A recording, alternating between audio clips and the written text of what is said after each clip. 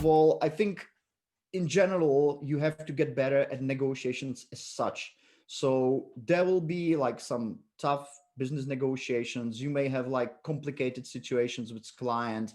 You may have like all sorts of unexpected situations, and you are going to have some definitely over the years. Even if you are beginner, you may not have situations like that until now, but if you are freelancing, I don't know, 10, 20 years, there will definitely come like difficult moments where being an able negotiator will just push you ahead.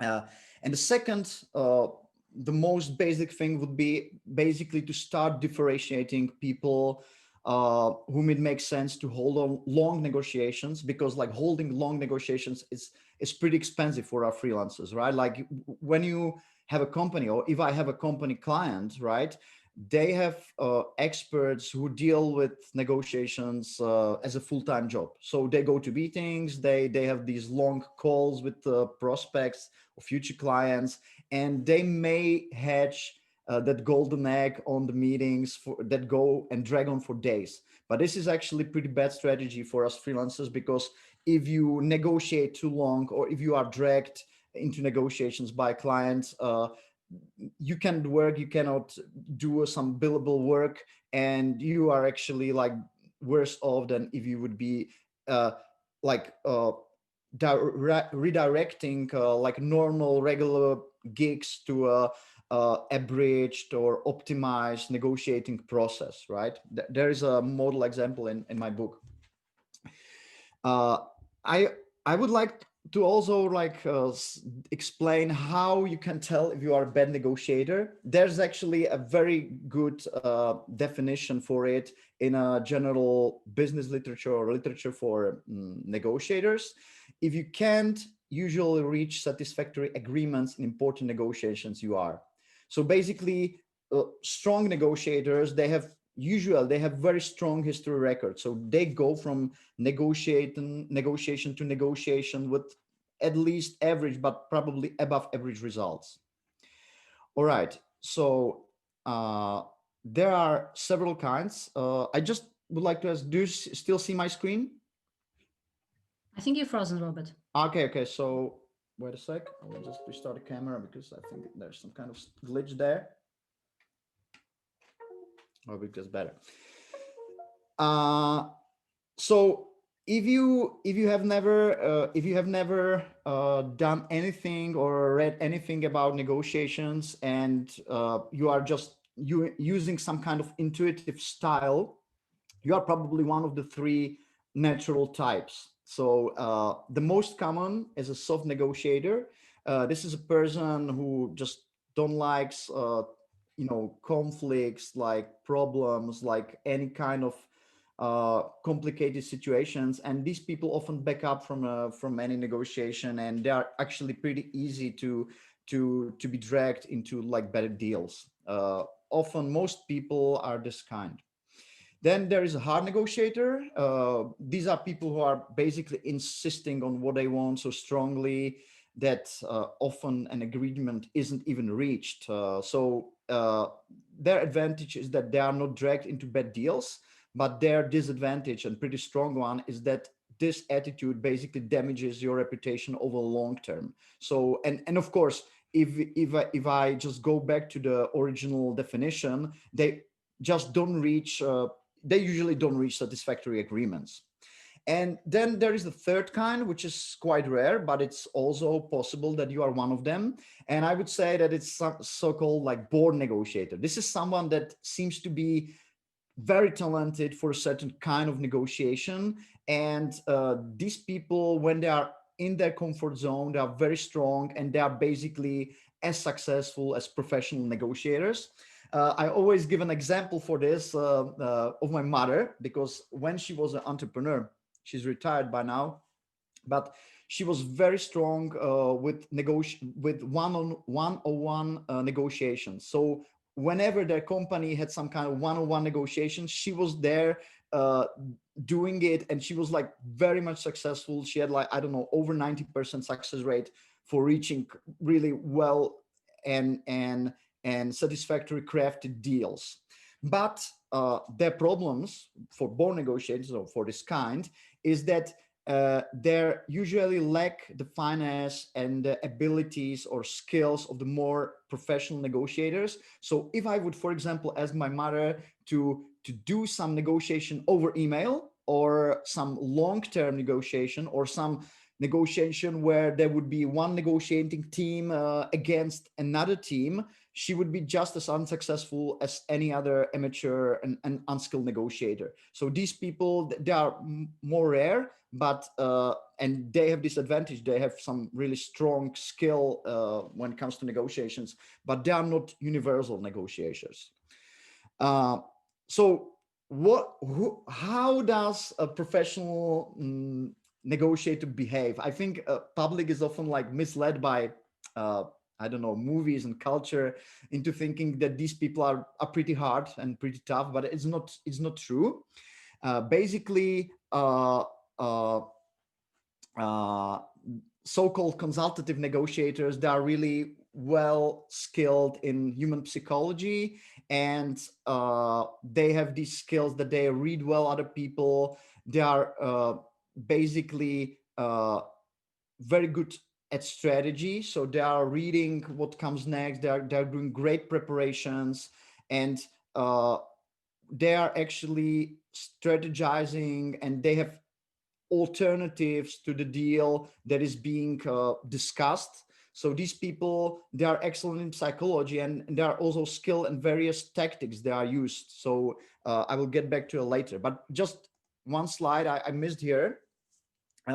Just to relate this unsatisfactory agreements to your everyday freelance practice, these are the typical situations that freelancers face if they are not really good at negotiations. So for example, orders are canceled or don't work, even though you were close to agreement. You have a weak conversion rate for recommendations and order inquiries. You accept conditions that are a threat, for example, extremely tight deadlines, contractual fines, etc. You take orders for too little money. Very much, a lot of freelancers are actually poor at pricing. This is a super important skill. Or your orders often have needless problems because one side just didn't clarify expectations. A problem often grow into conflicts. This is a bit more rare, but it may happen as well, especially to beginners. Or you are serving premium clients at standard prices. This may also happen. And I would say this should be reflected in a negotiating funnel or a process. All right, so just to wrap this up, this is like a list of the skills that professional negotiators have, and I will not dive into it too deep unless you ask me to. But I would just like to wrap this up by giving you some recommendations what to read. In general, I'm not, I would never strongly recommend to freelancers to read books about particular subject. I think in most cases, a training or a practice or talking to colleagues is fine, with the business negotiations being the only exceptions. I think that's a field where it is actually very useful to read the basic literature, because if you don't do it, what will happen is that you will be learning these skills slowly by trial and error. And it takes actually years to have these like solid basic grasp of the typical tactic and strategic situations in negotiations. And if you be learning by trial and error, the errors may actually be pretty costly, because these may be your important deals or important negotiations. So it makes great sense actually to cut the difference between you and professionals like skilled entrepreneurs or skilled negotiators, and read something about it. These books are basically very practical. They have like great cover of a typical situation, so they are not like some kind of weird theories only. They are hands-on approach, like discussing typical situations and what are the outcomes if you behave like this or that, whatever. So this would be my reading recommendation for you. This is actually the Bible of the modern negotiations, Getting to Yes by Fisher and Uri. This book was published like dozens of years ago, but it's actually still being considered as a cornerstone of so-called principled or consultative negotiations. So actually, this is highly recommended to read. It's not too readable, but it explains the core concepts very well. And if you read just this one, you may have a pretty good outline how you can strategize about your negotiations. This is not a book, it's actually an audio book. It's an audio course by Seth Freeman. He's a professor at Columbia University, and his expertise is actually negotiations in general. And this audiobook is super awesome. It's divided into chapters. It's probably the most practical book I've read on negotiations, while he is still very humble. Like he's a researcher, so he's just not selling himself, his agency, his services, nothing of that kind. He's basically covering all the important topics in a nutshell. And it's not only about negotiating business deals, it's also about, I don't know, negotiating rent or salaries, or for example, very practical for us parents, negotiating with children. All right, so if you have a children, you may have a chapter there to read about. Okay, another book, so these would be two books that I would recommend from the negotiation basics. And there are several books about manipulation, because if we are ever to talk about business negotiations, we also have to talk about how people can manipulate other people into bad deals, into difficult situations. This is totally a part of this psychology of negotiation. So some things I would recommend. This is a classic. It may surprise you that I'm recommending it, but it's actually a famous book, of course, How to Win Friends and Influence People. I have to be honest, I hate this book. I never use this tactics, but actually it is super important for you as a negotiator to know about these tactics, how to influence other people by, I don't know, giving presents, like speaking nice about them, and doing things that actually you are doing favors, and then you ask for much bigger favors for them, and it's quite common knowledge, but it's quite surprising how many people don't even know that they can be influenced this way. So this is basic literature. Basically, you have to know and have to recognize when someone else is working on you, so to say. All right. Another great book in this in the category of manipulation is Influence by Robert Cialdini. This is also like all-time classics. He's actually, I would say, like world-class expert in this field, and he's also a researcher. When he was writing this book has a great history as well. Like he was basically, running a secret operation about car dealers, about door-to-door salesmen, about people who are, using these like small invisible techniques, how to influence others. And he wrote this book about influencing, and it is also like the very basic literature for any negotiator. You have to read it, absolutely. He also has this newer book, Persuasion. It's a good follow-up to his original book. It's about things that influence outcomes of a negotiation even before it starts. So it's even more scientific, I would say. It's more evidence-based. There's more research behind it, like scientific research, and also a recommended book. And then this is also quite exceptional title. This is not about negotiations, I have to say. This is a book about cultural intelligence. So this is basically about cultures of the world and how they differ. This is like super useful for you as a freelancer if you would be leading negotiations across cultural boundaries. So if you would be I don't know, negotiating with someone in India or I don't know, in Latin America, you just have to take into considerations that you just cannot expect that these people have like everything on the same well, that they would understand everything the same way as you do as a European freelancer, right? So there are cultural differences, and this book basically covers them for you, and you may have like much better knowledge on like what to expect and what to avoid, basically. And last but not least, in my book, there's a cover, sorry, there's a chapter about negotiation. So there's also wrap up like specifically for freelancers. And I will just go back to where I started. It's super useful to have these like general background in negotiations, but we as freelancers, we actually have to have this like second ability to narrow down our negotiations into sort of I don't know, funnel or process where we do some kind of screening and only spend larger time with people that we see as solid prospects, right? In that fashion, you get a better success rate, but would not spend that much time, you know, like talking to people who, after all, are not your clients at all, or they would drag you into negotiations that is lengthy and not effective. So this would be my introduction. Thank you very much for like listening to this intro, and I'm looking forward to what you have to say or some questions or whatever. We can debate it. Yeah, Robert, I didn't know that you work for a library.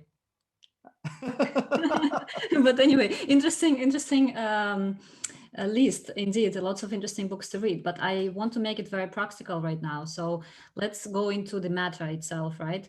So I assume we are negotiating over contracts, all of us, right? We get a proposal, or we have a client who wants to have our services. So where do we start? All right. So first of all, I would say that not everyone is doing these negotiations on a daily basis. A special case would be people who are contracting clients through some kind of platform. That's an exception, and I think well, my experience is that if I work these freelancers, they are actually like poorer negotiators, because the platform does the negotiation for them, so they are not that much into contact with the real client. I mean, like there are some kind of rules, conditions, etc. So I would just say like this doesn't apply to everybody. There are also cases where it's not only a platform, but it may be an agency. So for example, for, I don't know, translators or well, literary translator is a good example. They usually work through some kind of proxy, that there's an agency that is just negotiating the deal, and they are paid like a fixed fee perhaps. So for this group of freelancers, I would only recommend to do sometimes some deals that are outside of these like rather safe boundaries, where they are, you know, have this total freedom to negotiate. So if I go back to your question, I would say that and this goes back a little bit to the topic of persuasion by Cialdini, that actually your preparation is very important. So it's important what you do before you actually start negotiating with anyone. This is kind of counterintuitive, so let me be more specific about it. All right. First of all, there is like super important concept in business negotiations that also applies to us freelancers, and it's called BATNA. Just let me explain it very briefly. BATNA is an abbreviation for best alternative to negotiated or negotiated agreement. All right. So it's basically an alternative you have if the negotiation you are doing fails. And there's a world of difference. If you have a strong BATNA, it means that if this negotiation with this particular client fails, you are totally fine. I mean, you have a line of work that is well paid, and you have worked for, I don't know, several months. You have strong reserves. You don't need that client, right? Like, it's your free will to sign the deal, and it will be shown and it will be visible in all your behavior, in your decisions. So it's super important to have a strong BATNA. On the other side, if you have a weak BATNA, it means that you have like very bad alternatives. So for example, you don't have no clients in reserve, you have low reserves, you are in a tight financial situation, for example. And if you are dealing with anyone who is at least little experienced, they would see that you are some kind of like in a weak position. They may test it by giving you some, you know, hints like where you can back down from your demands, for example, and you know, like unskilled negotiators who have a weak BATNA, they usually do this, you know, like step backs from their demands because they don't have the alternative. So first, very important preparation would be to work on your BATNA, to have reserves, to have some work line up, you know, to not be required to make the deal. If you have to make a deal, like with a new client, that's a bad initial position. You should not be in that position. All right. So another prerequisite for good negotiations would be to have a paper and a pen and try to design your playground where you feel safe having your negotiations. All right. So this is a bit of abstract concept, but let me explain. It's really simple. By drawing the playground, I mean that you set some kind of personal rules how you want to make these negotiations going. Few examples. For example, it often happens that new client who has some kind of like large demands is dragging a freelancer into negotiation without actually paying the work. So they would send you documents to read. They would just ask you to go to meetings. They would ask you to draft a proposal that is pretty much detailed.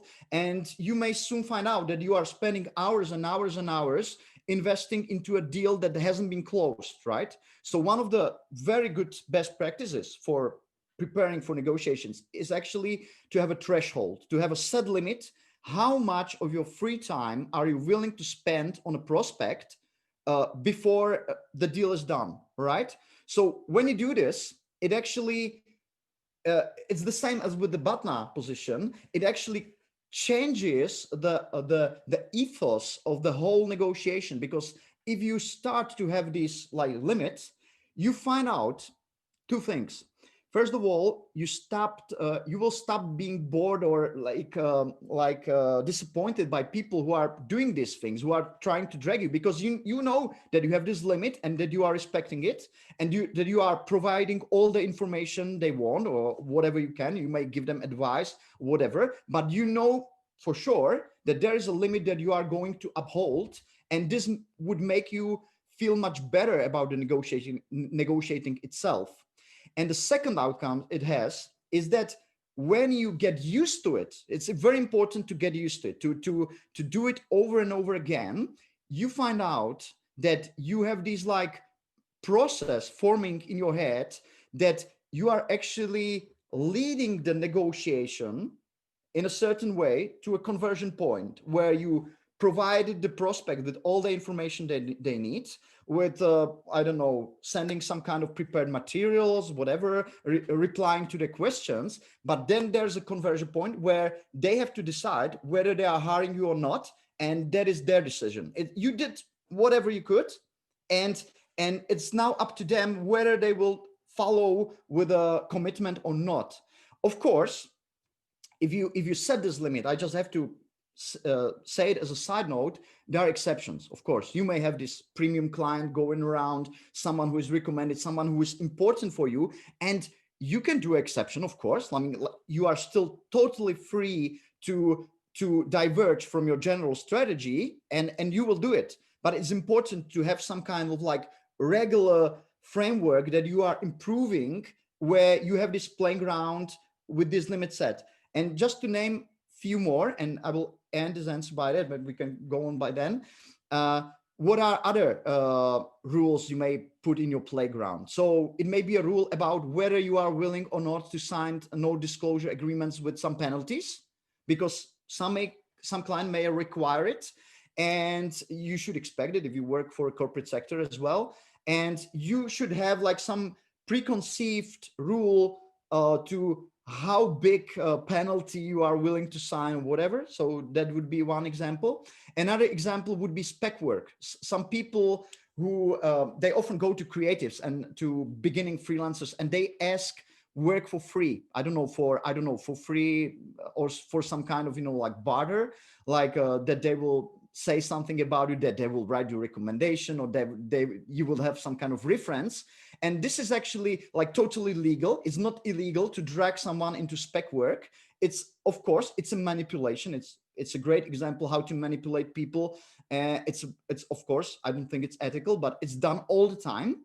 And it's good for creatives, for example, to have this kind of preconceived rule. Like if someone approached me for this kind of spec work, how would I react? Yeah.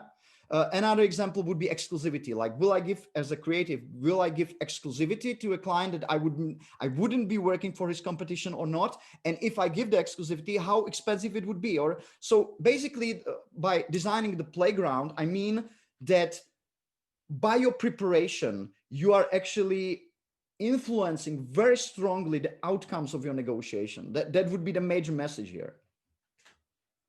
Thanks a lot, Robert. Yeah, that's a very detailed answer.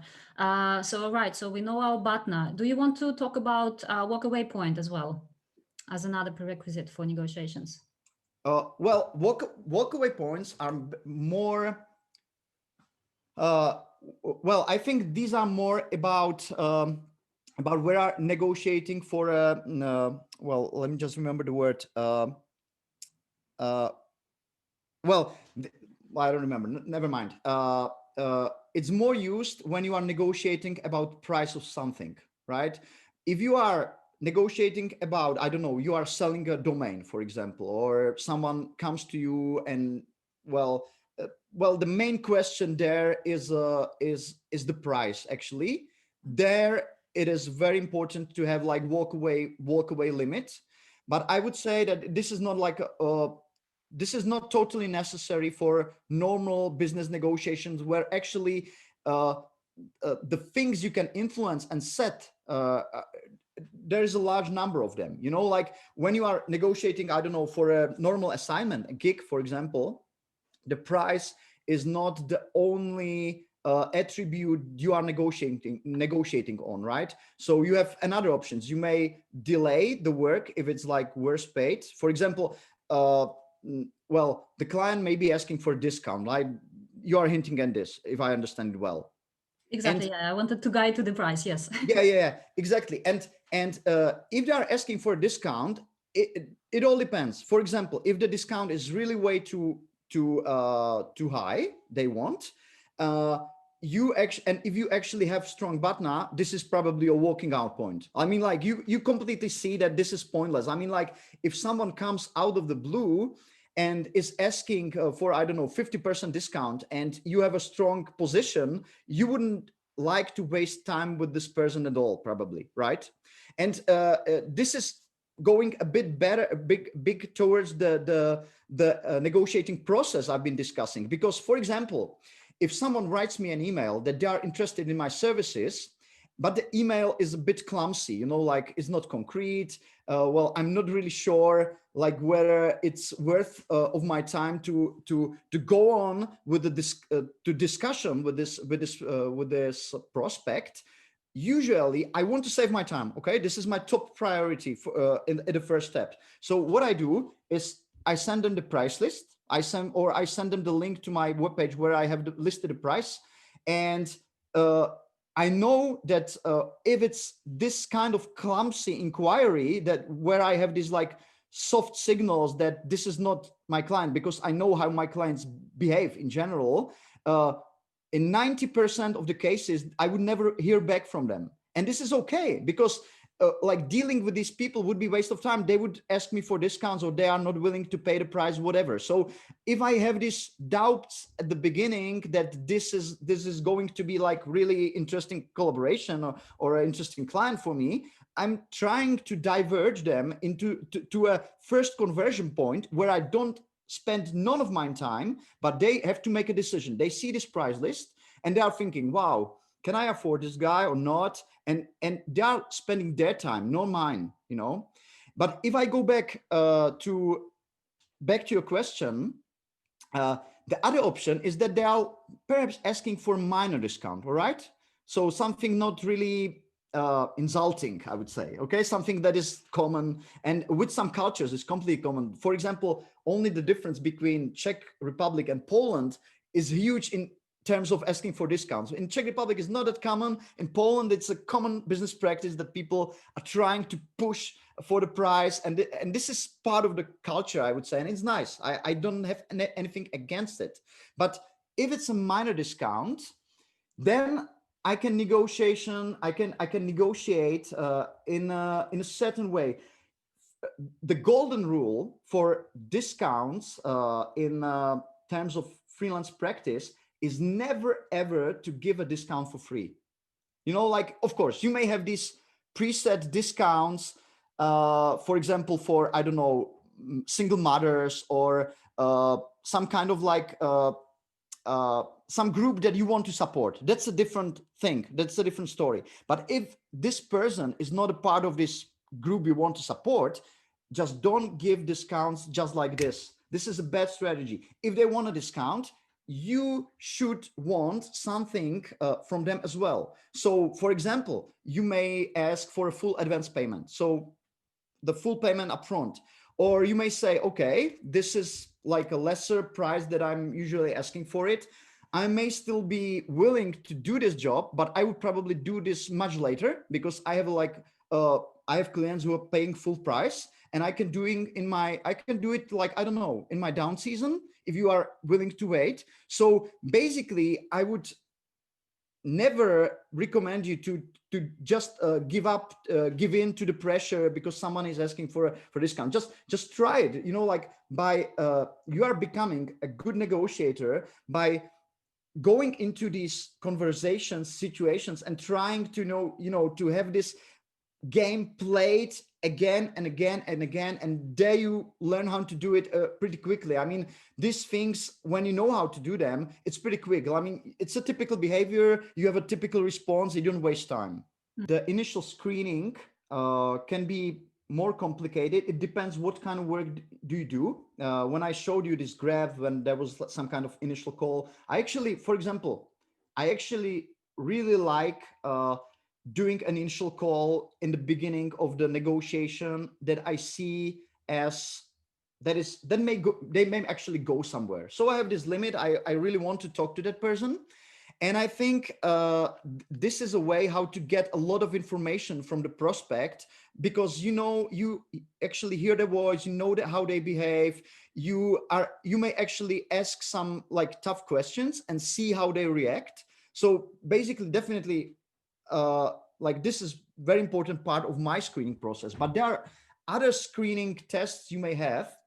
For example, if you are in a country where the payment morale is lower than very good, you may include some background checks for the company itself or for the prospect itself. You may, for example, because you want to screen out non-payers, right? That's very important. Like, you need to screen out people who are suspicious in their behavior. There may be red flags in their behavior, for example, that you recognize during your initial call or during your initial conversation. But some people are smart enough to not give away any signs, and you may be dragged into a business deal with someone who is not a good client, right? So in these cases, and especially if it's a like larger sum of money that you are going to be paid, I would probably recommend some background screening.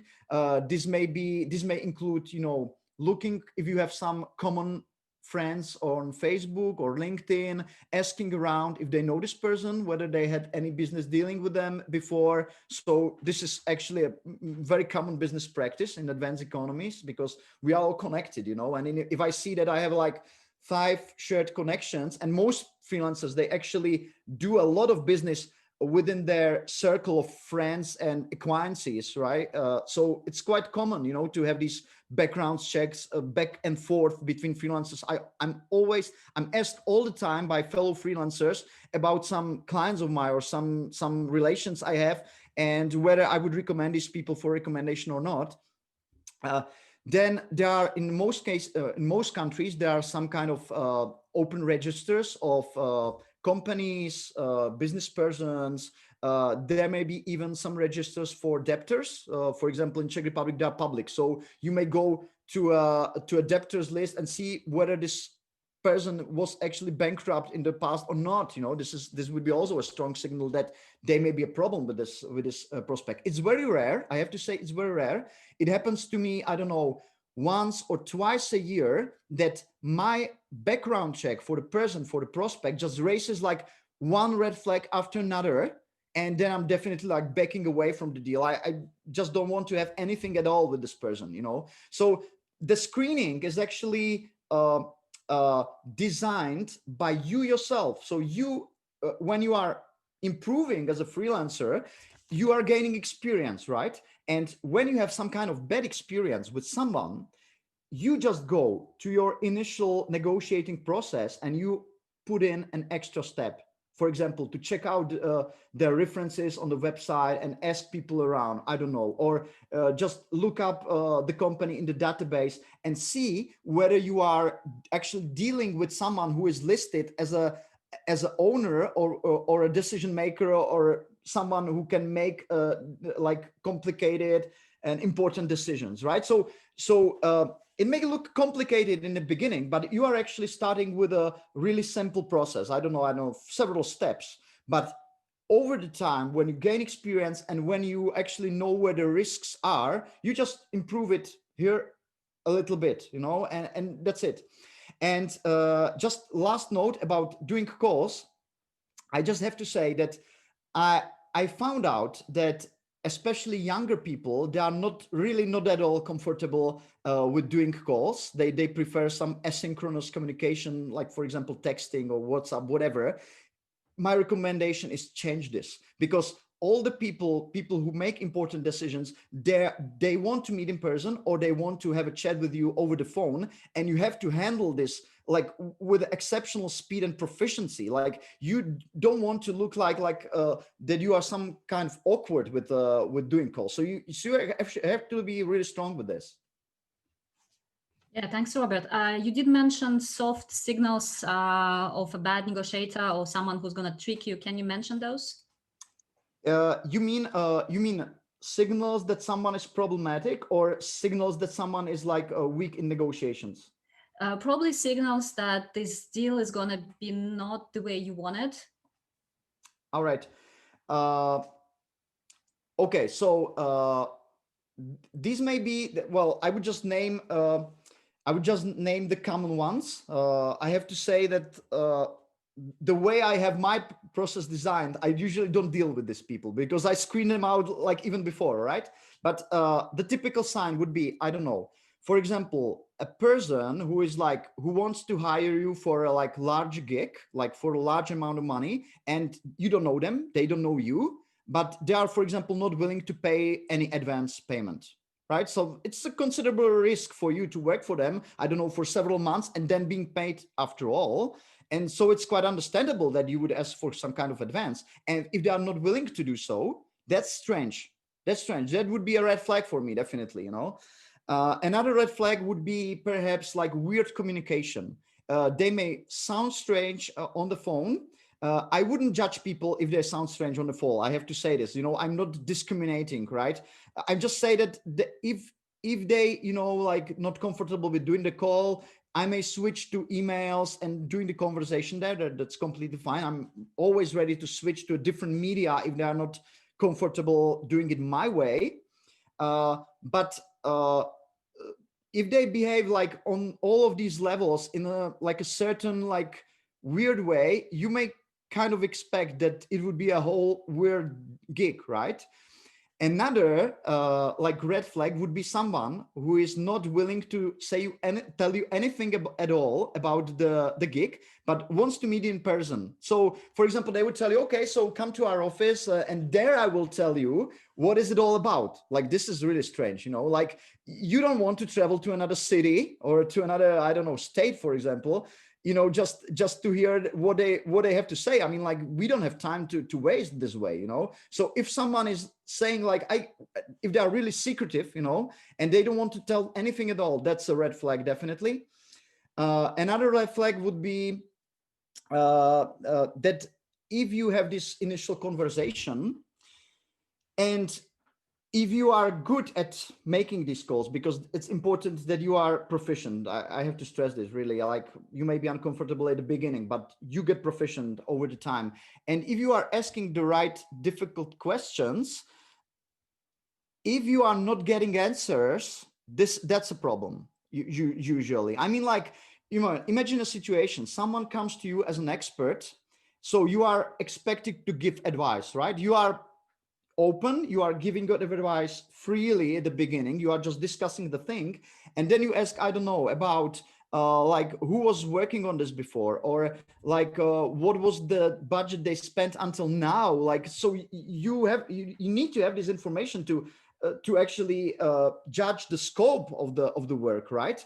So if they are like too secretive, I mean, if they just don't disclose a single information, that's okay. That may be a company policy. But if they are, just building a wall even before you are about to do some collaboration, that's a red flag.